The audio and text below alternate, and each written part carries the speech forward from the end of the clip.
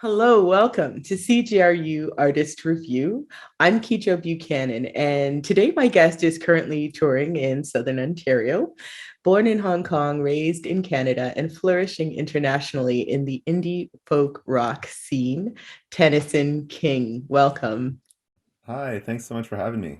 No problem. And I know you're touring right now, and you said you're in Mississauga at the moment. How's that working out? It's good. Yeah, I have family in Mississauga because it's where I grew up, so I'm just back visiting my mom in between the shows over the weekends in Southern Ontario right now. Oh, that's cool. Same. Yeah, I grew up in Peel. So yeah, that's the old neighborhood. It's pretty cool. I'm actually, yeah, it's downtown right now. So I apologize for anything you might hear in the process. But yes, so you did do a show recently though in Toronto, in Drake Underground. So how did that go? The show was amazing. We sold out the Drake Underground, which is great. So we had, between 170 and 180 people out at the concert, and it was just a beautiful night, to kind of see everyone coming out again and experiencing live music in a good crowd, and the energy was Yeah. all positive, and it was amazing. Like it's definitely, it was a magical moment that I'm really grateful for. Excellent. Excellent. And were you joined by John Muirhead as well?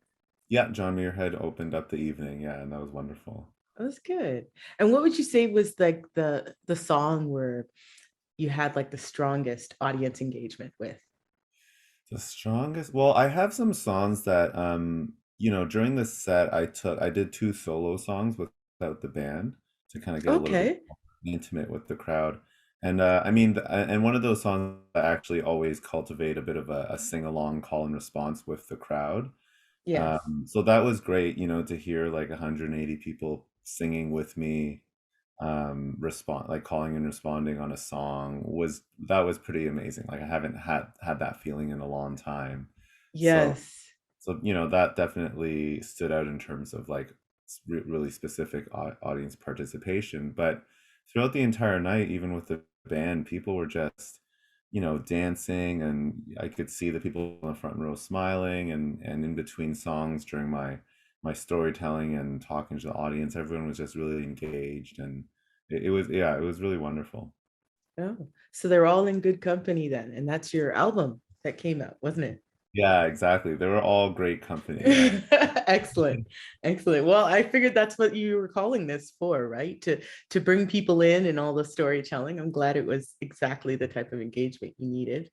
While you're actually putting good company together, because I know you're fusing a lot of different styles. You got roots, you got rock, you got different things folk going in there together.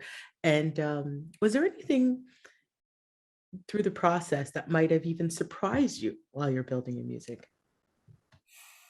That surprised me. I mean, I went into the whole thing not really like, I had inspirations and what like a idea of sound we were going for. But Mm, when I went into the studio with Ross Hayes-Citrullo, who's the producer, I had no idea. At that point, I didn't even really know yet who was going to be the drummer on it or who was going to play bass. Like, I just had some ideas and some musicians. And as we kind of started working more in the studio and recording the bed tracks and the vocals, we started picking artists, and so the whole thing was actually kind of a surprise because we just brought wow. the first people we brought in after we made the bed tracks was Darcy Yates, who plays bass for Bahamas, which was amazing because Bahamas was like a major influence on that record, and on me as an artist.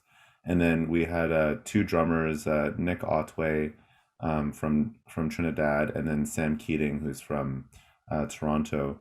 And we just brought them in and then just had played them the songs, and we just kind of started working with them to formulate the parts.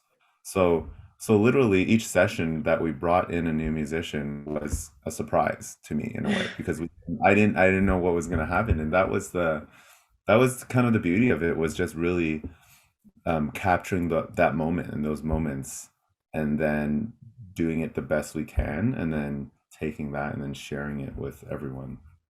Awesome. So it was like a real organic collective. It's just as you went along, that's what the right feel is. And that, yeah, that's kind of the feel I was getting while I'm listening to each of the tracks. And Was there any particular song though that really stands out for you now that you've gone through all of that process of unexpected artists coming in, and that just that sticks with you the most? Is there any? I know they're all your babies, but just in particular, is there one that Oh, that really stands there's out for you? definitely some, one like two songs that really stand out to me. One of them is "Share This Moment," which is the first track off the record, and that one Mm-hmm. just turned out very.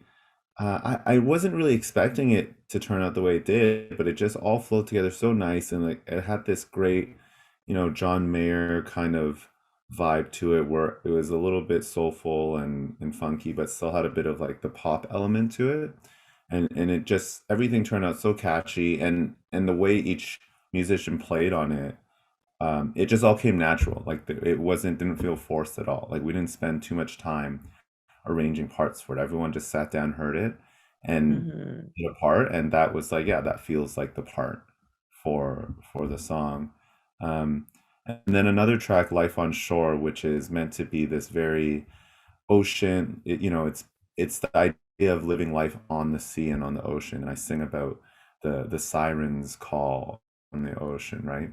And we Yes. had the lovely vocalist Rainey Smith come in to do backups, and we just kind of put her in the booth, played her the song, and I told her that kind of exact same description I just told you. We want this like almost psychedelic, flowy siren call, and she just started belting these really cool high notes and oohs and ahs, and it just tied everything in immediately once we heard that. Just like having those spacey, verbed out backup vocals, and yeah, and those kind of, I mean, yeah, like you said, they're all my babies, and they have their fun little, but definitely those two right now, as you asked me, stand out quite a lot.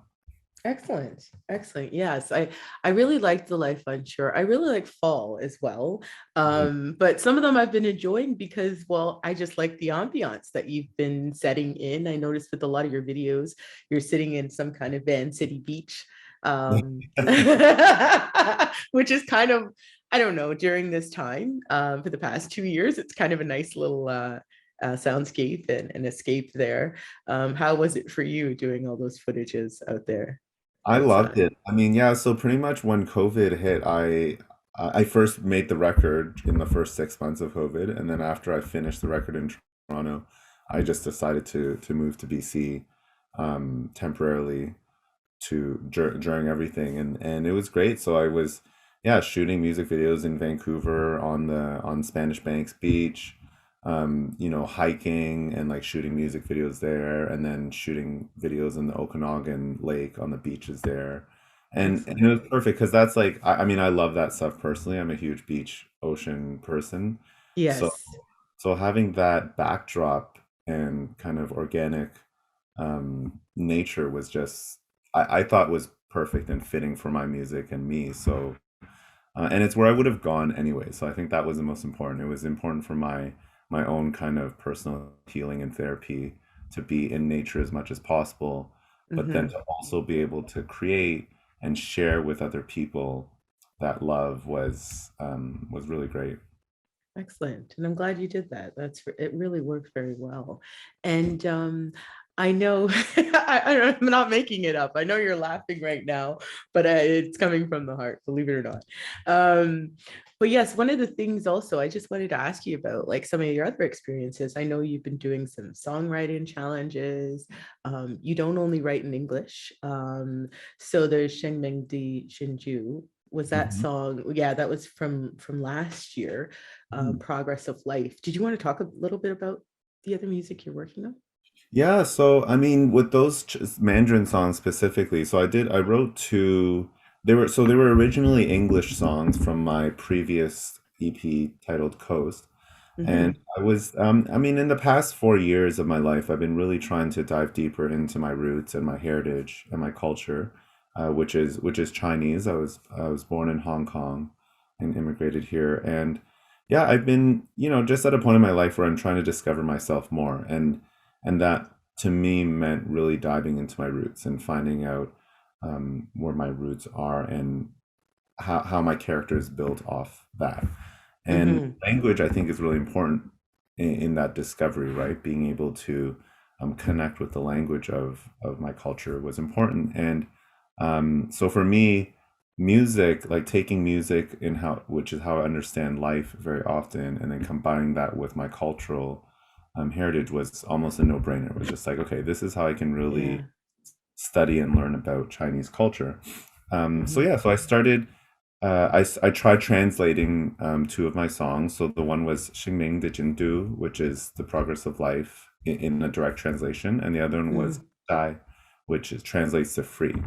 And yeah, and the process of making that was really fun because originally I just made direct translations from English to Mandarin Chinese, Hmm. which then I sent it to a friend of mine who's a musician and songwriter in China. I toured with him Ah. prior to COVID to get his thought on how the translation turned out.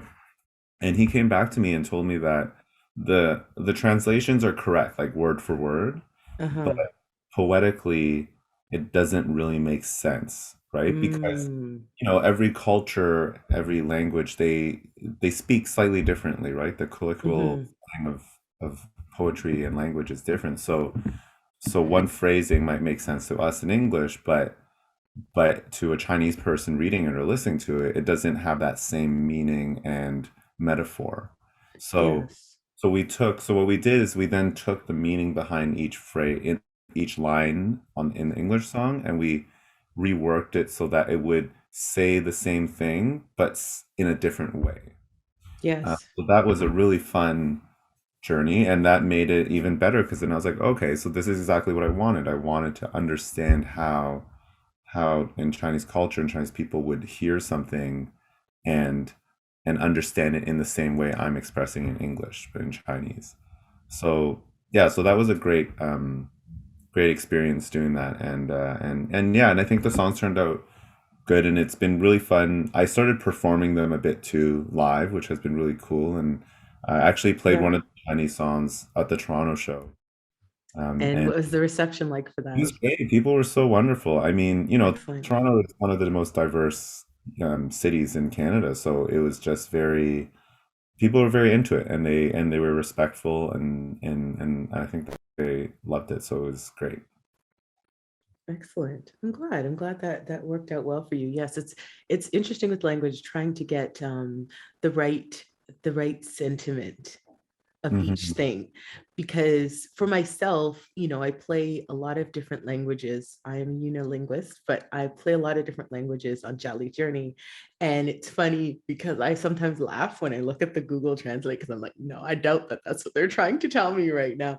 And it doesn't. Yes, it's getting the full phrasing in there, and the full meaning. So I'm glad you took the time and were able to reconnect your songs in a way that's it still translates the sentiments, if not the exact words. That's so Hmm. important. So thank you. Thank you for sharing that. And so is there anything else that's coming through now? Because now you're working, with other artists and touring and stuff like that. Is there anything else that's coming through for you in the future?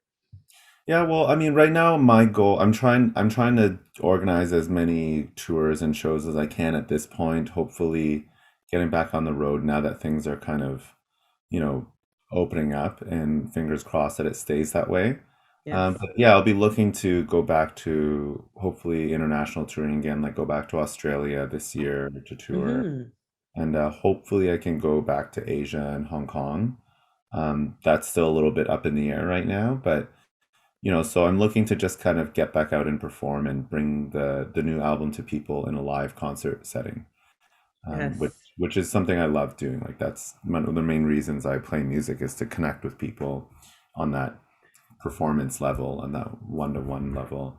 Yes. And along with that, I'm going to start writing for the next album. So I'll start carving out time to start writing for that, and hopefully in a year or two, I'll have something new to share with people again. And you'll just gather some new artists again and see what happens, right? Yeah, yeah. I mean, yeah. So my goal, I mean, I haven't publicized this too much yet, but I think it's nice. It'll be good to say it to you to kind of keep myself accountable too. But right now, the next record is going to be. My goal is to make a English fusion with a Chinese kind of Western influence album. So it'll be ideally taking like the indie folk music that I make and then working with a lot of Chinese traditional musicians in Canada to kind of do this fusion style. Oh, I don't excellent. know what it's going to be like yet. I'm still kind of working on that process, but I've already kind of been talking to a lot of the musicians in Toronto and Vancouver, all the Chinese musicians, and yeah, and so now it's just kind of a fact of starting to dive into it. But I'm really excited for that because it's again diving deeper into the culture and the roots and just making something really special and unique, you know? Yes. Something Yeah, that really, really has a deeper, I guess, deeper meaning for you, but yeah, it'll be great for us to learn about. So thank yeah, you. Yeah, yeah. that sounds really cool. And just one question though. Um, you're coming back to Toronto, is that right? On March 27th? I'm not Yeah, sure. yeah. Okay, I'm playing it. whereabouts is that? So that show, I'm playing at the Elmo Combo um, Okay. with I think so. It's this like kind of special unplugged session that's hosted by Sarah Burke from Sirius XM Radio, and then I think Tara Lightfoot is playing, and the Red Yes. Valleys. Yeah, and I think it's going to be kind of like it's an intimate. Every artist I think plays, like 6 songs or something like that, and then Sarah interviews you. So it's like Hmm. kind of like a play and share, I guess you can call it. Oh, that's Um, gonna be cool. yeah, yeah. So I'm really excited for that too, and I know Tara Lightfoot too, so it'll be great to see her and hear her. Yeah, you were working together on the songwriter challenge together, Yeah, right? yeah. We wrote some Yeah. songs together, and and she's so awesome, such a great songwriter, and such a powerful performer too. So I think, yeah, I'm Yes. excited for that Toronto show. Yeah, Okay, well, that's good. I hope we get a chance. I hope it doesn't sell out. And well, if it does, that's great for you. But yeah, so you might want to look out for that, listeners, for those of you that are in Toronto. That's coming up on March 27th at the Elma Combo. And yes, it's going to be exclusive. So you're going to have to get on it as early as possible. Is there any final words you'd like to share with our listeners today, Tennyson? I think just I appreciate everyone out there who's been listening to my music and supporting me, and definitely welcome to join me on my journey. You can follow me on the social media things, the Instagrams, and I started using TikTok now to try to get TikTok famous, and How's that working out? not so good, not so good yet, You but got the tens and twenties of followers now coming up on. I'm still learning how to do it. No But worries.